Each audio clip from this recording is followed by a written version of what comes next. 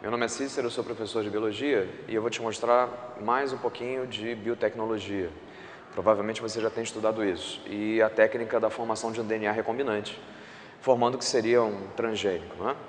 Então, há uma aplicabilidade muito grande hoje em dia em relação a se tomar um gene humano, isolar esse gene humano, colocar esse gene humano no genoma de uma bactéria e fazer a bactéria, né, produzir uma proteína de interesse, não é, para o ser humano, como por exemplo a insulina.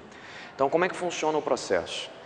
Eu preciso isolar um gene humano que está numa região de um DNA, não é? Ou seja, uma fita de DNA de um cromossomo. Então, eu vou marcar esse gene aqui. Eu quero isolar essa regiãozinha aqui de bases, que corresponde, por exemplo, ao gene da insulina. Tá? Como é que eu faço para cortar esse gene dessa região, não é, do DNA humano? Eu vou usar uma enzima de restrição. As enzimas de restrição, elas vão cortar, clivar o DNA e separar o DNA em determinados pontos, que obviamente são pontos estudados pelas pessoas que trabalham com esse processo de biotecnologia. Então eu vou usar uma enzima de restrição, ela vai reconhecer uma sequenciazinha de bases e vai cortar o DNA em determinados pontos, ó, justamente separando aquele gene que me interessa.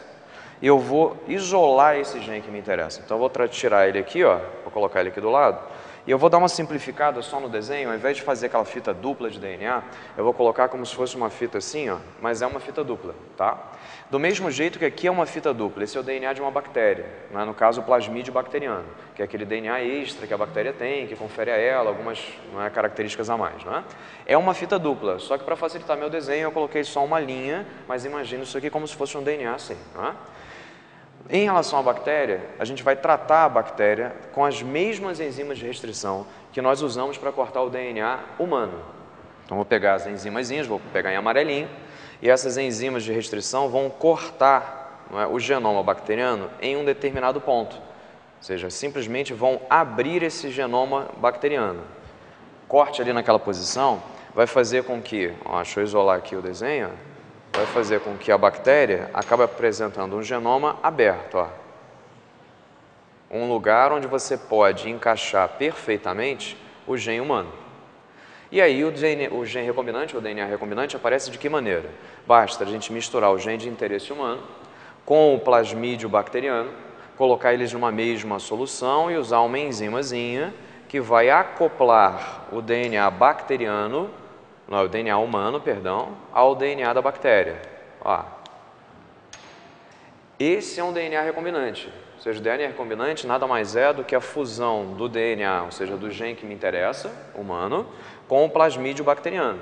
O que vai acontecer daqui para frente? Se eu colocar esse plasmídio numa bactéria, a bactéria vai fazer a leitura do gene humano e vai produzir a proteína que o ser humano deveria estar produzindo, que no caso aqui eu imaginei a insulina. No momento que você faz a bactéria produzir a insulina, você pode usar essa insulina para que o diabético não tenha mais que se valer da insulina do porco, não é, isolada, não é, do pâncreas de um porco. Resultado, não é, você acaba barateando o custo, depois de um certo tempo isso vai acontecer, você acaba fazendo com que a insulina tomada pelo diabético seja uma insulina própria do ser humano, então a capacidade de não é, absorção e utilização da insulina é melhor, e aí você acaba fazendo o tratamento do diabético ser muito mais eficiente. E há outras pesquisas em relação a outras proteínas extremamente fundamentais, como hormônios do crescimento, fatores de coagulação e assim por diante. E aí esse processo tende cada vez mais a se desenvolver e não é, o uso de DNA recombinante para propósitos, não é, de você tentar melhorar a vida do ser humano, não é bastante aplicável e útil. Espero que você tenha entendido a base, não dá para a gente detalhar muito, mas dá uma olhada nesse assunto, que ele é bastante importante para você também. Até mais, a gente se vê na próxima.